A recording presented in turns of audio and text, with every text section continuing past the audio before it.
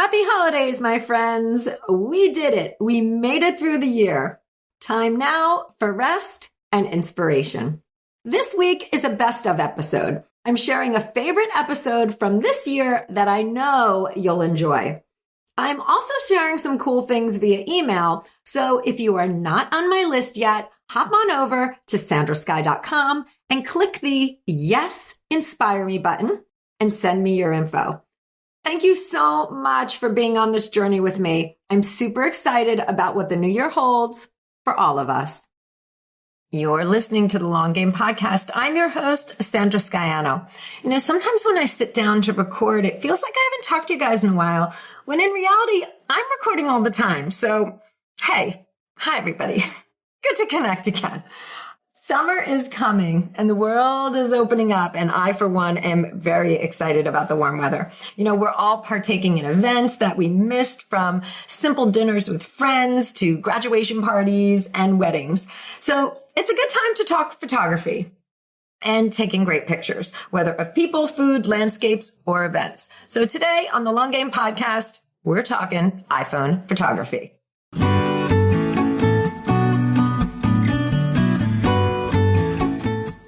You're listening to the Long Game Podcast with Sandra Skyano. In a world where everyone is doing, it's easy to get lost in a sea of comparison, secret tricks, and promises of overnight success. The long game is my approach to business.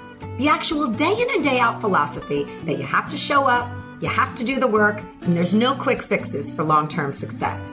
I'm a web designer, digital strategist, and energetic thinker, and I'm here to share the process and lessons I experience with my clients daily, who are going through the same struggles of building a business as you are. We'll hear from successful entrepreneurs sharing their long game strategies, and I'm fun, so we're going to have a little fun along the way too.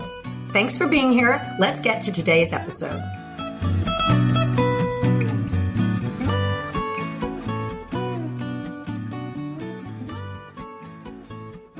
I may have mentioned this before, that I went to art school and have a Bachelor of Fine Art, and photography was my concentration.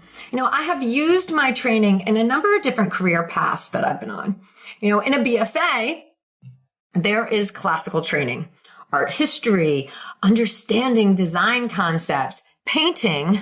This one was not a area of interest for me. I am not a painter. And then I added in photography classes, interpretation of images, how to convey your message with imagery, and then the execution of that image, time in the darkroom, and applying different development techniques. It's funny that we are now in this Instagram world, because so many of the Instagram filters that we are also familiar with, they are based off of classic darkroom techniques.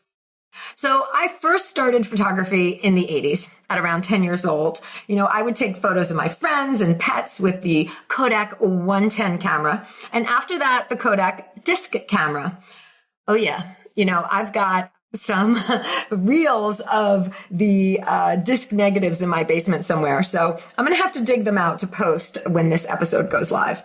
I studied photography all through high school and college, and, I've spent a lot of years understanding ways of seeing.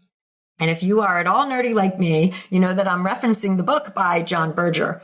His text, which is based on a series of short films that he created in the 1970s, establishes that seeing is first. We see first. It sets our place in the world. Seeing and recognition come before words. You've got to see it, recognize it, process it in your head before you can speak about it. So ways of seeing and understanding imagery, it's so important. I might have to go and dig out that book. It might be a pool read for me this summer, and I'll drop some quotes along the way. Have you guys ever done that? Gone back through books that you've read a long time ago that were really impactful on your development? All right. I'm going to get back on track. Not all the time do people use their degree for their career, though. I always thought for myself that I waned in and out of using it. But I realize now, looking back, that I actually used my degree all along. Shortly after graduating college, I was using my photo skills as a professional photographer to shoot the hip hop music and fashion scene of the late 90s. This time was a midway heyday cultural revolution. There was like a whole scene happening.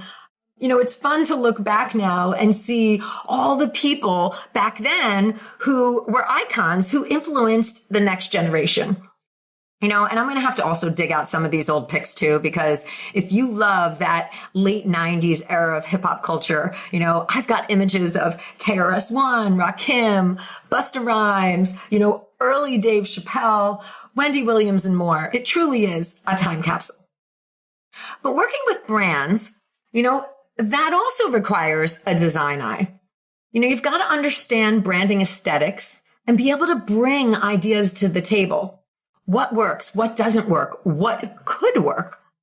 My art school education, it developed that muscle in me, and I reinforced it through use over the years of working with brands. And I'm applying those learnings still by working with brands. And that's the thing about understanding classical or foundational concepts. It's that whatever comes next is built upon them. So we're going to cover some foundational concepts for taking good photos that you can use with your iPhone. All right. There are so many different ways to use photography for your brand. Your website, your social media, for blog posts. One of the key things is to think about what you need the imagery for. From there, you can develop a starting plan for the photos that you want to take. And of course, I always talk about being in the flow. If you get into a zone when you are filming, like let it flow and see where that takes you. But having some direction is really good to give you, a starting point and keep you on task. I do want to just comment too that this time period we're in of digital photography, it has really moved the barrier of taking too many photos. When I was in my early photo work days, it was all film. Digital in those days was a $20,000 camera. So film it was, and there were limitations. 24 and 36 images per roll of film. And with my medium format Hasselblad camera, it was 12 images per roll. And so there is nothing more freeing now than being able to snap away to capture, that smile or just the photo you want. So digital, I'm totally embracing that technology. And we've got it in the palm of our hands. We're all carrying it around with us. So, I have clients who start out using their phones for their website photos, and of course for social media, because we're all always snapping as we're going. But I'm working with a client right now who is taking this approach. She's doing her own photos to get things up and running, and we'll do a photo shoot to come. And, I do love a good photo shoot, and I am a proponent of investing in the photo shoot and in the time of thinking about those images, and I actually have an episode coming up next week where we're going to touch more on this in branding photography as well. But you can start out doing your own photos on your phone. So we're going to go over some tips and some classical foundational concepts that you can apply. All right. First tip, swipe left on your home screen for a shortcut to the camera. There is no more typing in your passcode and tapping on the camera icon before taking a photo. This is a shortcut to use all the time. When you see the photos you love on websites and Instagram, there are concepts that the people who snap those photos are paying attention to create them. So we're going to go over a few of those concepts. Number one is composition. This is paramount. And this is really where knowing where you will use your photos comes in handy. Do you need a vertical? Do you need a horizontal? And there's a photo composition concept called the rule of thirds. And I'm going to put a link in the show notes, just an article so you can check it out. But basically, you want to divide your screen into thirds, horizontally and vertically. So you're making a grid, and you want to place the objects or the people on the third grid portion, so the lower portion or the upper or the left or the right. So not everything is smack dab in the middle of the photo. And this rule visually creates a more engaging image. It really emphasizes the subject in different ways.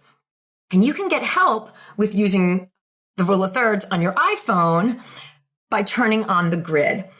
The iPhone comes with a grid that you can pop on, and all you have to do is go to settings, camera, and have the grid toggled on. So when you open up your camera, it'll actually have grid lines for you to line things up. And check out the article that I'm linking to as well. It's got some visuals to explain how the rule of thirds works. So that's really one thing to think about. And so many of us are using our phones for images of ourselves, and that's great. When you do, you've got to really think about what you need this photo for. Because if you're snapping a selfie and you've got only your arm length away, you are going to be so much bigger in the frame than if someone else is taking a photo of you, or if you are using a tripod and you're stepping away from the camera a bit more. So think about that. You don't want to always have yourself be full. When you're creating images for your website, let's say, or a headshot, you want to be a little further from the camera. And that's where composition also comes in. So that's another one to think about. And you can always, I want to say, when you are not so close to the camera, it gives you the ability to, there's more flexibility when it comes to cropping and things like that. So you can zoom in, you can always blow yourself up if you need to, but pulling back a bit, that's like one of the biggest things I say, even for people who work with professional photographers. Have your photographer take a step back, because we can always pull in and crop. So big composition lesson there. Okay, let's talk about background a little bit. One of the best things you can do to boost your iPhone photography is to be cognizant of what is happening in the background. Is there a tree growing out of your head because you're standing in front of it? Or in the case of Megan Fox at the Billboard Music Awards, a broom and a dustpan propped up next to her red carpet look. You've got to go. I'm putting a link in the show notes. You've got to go click on this link in the show notes to see what I mean. It's a beautiful photo of Megan Fox and Machine Gun Kelly dressed to the nines for the Billboard Music Awards, and their cleaning supplies are making an entrance with them. And, especially when the background is kind of gray, like for them, it was like a cement wall. So, this oversight sticks out like a sore thumb. So third up or grid up your photo and take a few extra seconds to look beyond the subject. What is happening in the background? Catch it, fix it, move your person around, do all you can. All right, composition, that was one. Background, number two. And lighting now, we are on number three, lighting. Okay, there's a few types of lighting. There's outdoor light and indoor light. So let's talk outdoor. Shade is best. We're outdoors a lot for the summer. It's best to be in shade and taking photos under some kind of cover and awning if you're outdoors. Full sun is really harsh. But if that's all you got, try adding the flash to fill in the shadows. Basically, this is turning the flash on in bright sunlight and popping it so that it fills in the shadows underneath the eyes, for instance. So you're not just like dark eyes and everything and you can't see. So indoors. Nothing beats window light. It's natural and less harsh. And, one thing you need to think about is the direction of light. If the light is coming strongly from one side, you may need to fill in the light or reflect it onto the other side. And this can be done with a professional reflector. These are not expensive and they pop open to flat discs. And one side is white and one side might be gold or something. And you've probably seen them, people holding them at photo shoots on the beach and they're reflecting the light. Again, same idea. They're reflecting the sunlight to take away those dark shadows. So you can do this inside as well when you're using window light. Another option for this is to use a white foam core board and bounce the light off of that. And, when window light hits the reflector or the board, it bounces onto the side of you or your object that has the less light. And this is something really to pay attention to if you're doing product photography. So you can set something up in the window and then put a white foam core board or reflector there, and that will even out the light that, even out the side that doesn't have the window, isn't facing to the window. We can talk, I'm not going to go into big detail here because I think I need to do another show on this, another episode on this. But of course, then there is artificial light, electric light, plug it in, put your little clip light on, your ring light, as well. Those are super popular and they work really well. So you can use your artificial light indoors, you can use window light indoors, and then you can do outdoors. Okay, so one more comment on light. The better your quality of light, the better the clarity of your image. You know how when you try to take a photo at dusk or low light and your image appears really grainy? Well, that is about the quality of light. You know, when you have good quality of light, bright enough and reflected, for instance, there is less grain to the image. And this comes off as much more of a professional photo. You know, one thing that all professional photos have in common is good lighting. So not having lighting is the first clue that you are DIYing it. So keep the emphasis on your beautiful face and not the grainy pixels. Get some light going. All right, next, while we're talking about photos of us and people, let's utilize the portrait mode on your camera. You know, this blurs the background, so the focus is more on you. This mode is based off of the concept of depth of field, and it gives the effect of depth of field without having to adjust an aperture. And as far as technology goes, this is huge because up until the onset of this mode, it was all handled manually, you know, setting the depth of field. And you really had to understand what you were doing with the camera to achieve this effect of blurred background and sharp image of person. So use that. That effect really works well for portraits. But you need to be a few feet back, you know, again, not holding the selfie arm so much, you know, setting it and walking into your camera frame. Okay, another iPhone mode that is super fun and helpful to use is the Blitz. Basically, holding down the camera button and taking multiple shots in succession. You know, use this when you're trying to capture just the right smile, or if you're at the pool trying to get the cannonball off the diving board shot.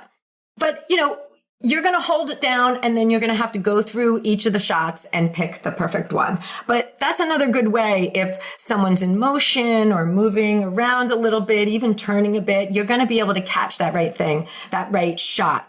And I have an image that I'm going to link to in the show notes here. Photographers, professional photographers use this all the time. Paparazzi photographers, you know, they capture just the right shot by doing Blitz. And there's a shot of, Princess Kate Middleton at the funeral that occurred earlier in 2021. And she's looking right at the camera. And the reason that they were able to get that is by using the Blitz mode on their camera. So I'm going to link to that as well, just so you can see it. Okay, so here is a trick that I learned a long time ago, and I actually apply all the time. You know, it's one that you never hear anywhere. You know, I've read so many articles on photography, and, you know, I never really heard this. It was knowledge that was passed down to me. So listen up for some real insider knowledge. You know, we all want clear, sharp photos. You know, they look the best. You know, nothing like scrolling social and seeing a mess of blurry, fuzzy pictures posted. Blah. You know, so the way to clarity in your photos is to hold still. To reach this point of zen in your photography, hold your breath when you're snapping a photo. You know, just the instance of not breathing in and out steadies your camera and creates clearer photos. And I'm not, you know, big on saying, shh, you know, this is a secret, but seriously, this is super stealth and no one ever talks about it. This technique, holding your breath, applies for any photos that you're taking. People photos, object photos, and especially low light photos, because those are more subject to the movement of the camera because the aperture is open for longer. All right, another way to steady the camera, because we've got to have, you know, steady as your friend, is to use the timer function. You know, set your camera up, invest in a tripod, set it up on a table, and use the 2-second or the 10-second option, you know, and hop into the photo yourself. And you can do this if you use the 10-second option. You know, you can really get good photos of yourself at a distance of you working on your computer or writing at your desk and different things like that. And there are also all sorts of fun gadgets like selfie sticks and all these other type of things to help you take steady photos. In an upcoming episode, I'm going to go over different equipment and gadgets that I use. For now, though, just focus on these basics that we're talking about. And one last item I want to mention when it comes to iPhone photography is that all these concepts that we've been talking about today, they apply for people and for things. Not always you or other people are your subjects. Think outside of yourself for your brand and take in the environment around you. The rule of thirds can really help you take amazing landscapes and seascapes and cityscapes. You can also take still photography shots with your products like lifestyle photos, but use the rule of thirds. That's why you see product photographers, they're putting things in the foreground and other things in the background. Not everything is always lined up evenly. Use the window light and understanding of this concept to bounce or reflect light and fill in when you're taking photos of your products. And my ninja trick of holding your breath for a steady photo will improve any photo that you take. So go out this summer, snap away on yourself and, take in your world. Bring your audience in with who you are, what you see, and what you experience. Try different vantage points, different ways of cropping. The power you hold in your hand for your business, it's pretty amazing. So go on out there. That's it, everybody. We're going to wrap it up for this week, but have a great week. Enjoy the start of summer, and I'll see you next week. Thanks for joining me today. You can access more info in the show notes at thelonggamepodcast.net. If today's show connected with you in some way, please share it with your friends or hop on iTunes and leave me a review. Until next time, keep playing the long game.